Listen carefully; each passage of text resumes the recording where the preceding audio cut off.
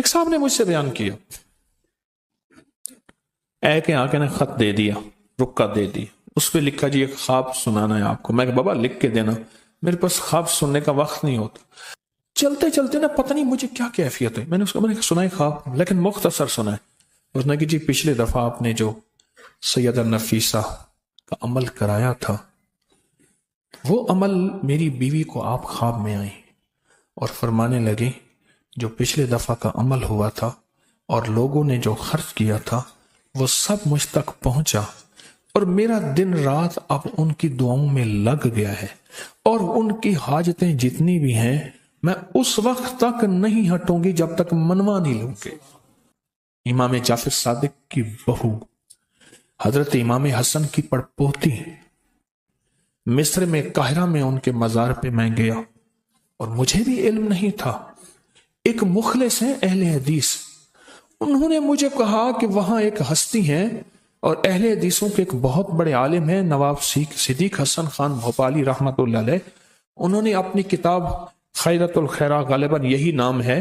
انہوں نے اپنی کتاب میں تذکرہ لکھا ہے اور فرمایا کہ وہ بہت بڑی ہستی ہیں۔ انہوں نے اپنی قبر میں 190 قرآن کی تلاوت کی تھی اور وصیت کی تھی کہ مجھے یہیں مصر میں دفن کیا جائے۔ وہ دین کی تبلیغ کے لیے مصر میں اپنے شوہر کے ساتھ قافلہ سارا آیا تھا، اور ان کے شوہر نے چاہا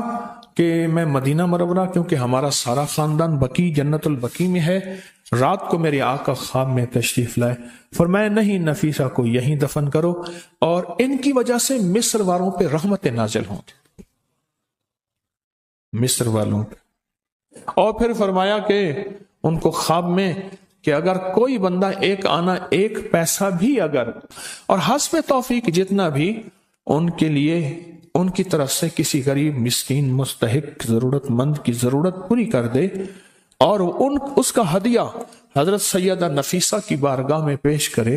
اور پھر اللہ سے عرض کرے تو اس کی اس منت سے اس کی دعا پوری ہوتی ہے، اس کی مشکلیں حل ہوتی ہیں، اس کی ناکامیاں دور ہوتی ہیں، اس کے حالات بہتر ہیں۔ تو سیدہ نے فرمایا اللہ اکبر، میں مداح آل رسول ہوں، یہی آخرت کا سامان ہے۔ سیدہ فرمایا، اور کیا فرمایا، میں اس وقت تک نہیں ہٹوں گی جب تک اللہ سے منوا نہ لوں۔ میں سب کی دعاؤں میں لگی بیٹھی، مجھ تک ہدیے پہنچے ہیں سب کے، اور یہ ہدیے صرف آپ نے نہیں پہنچائے، اس وقت آن لائن پوری دنیا سن رہی ہوتی ہے، اور پھر بہت سے لوگ بعد میں درس سنتے ہیں، کہیں رات، کہیں صبح، کہیں دوپہر، کہیں شام، بہت سے لوگ بعد میں سنتے ہیں، دنیا سن رہی ہوتی ہے۔ چن چن کے تحفے لاتا ہوں، کوشش کرتا ہوں انسانیت کو نفع ہو، انسانیت کو خیر ہو۔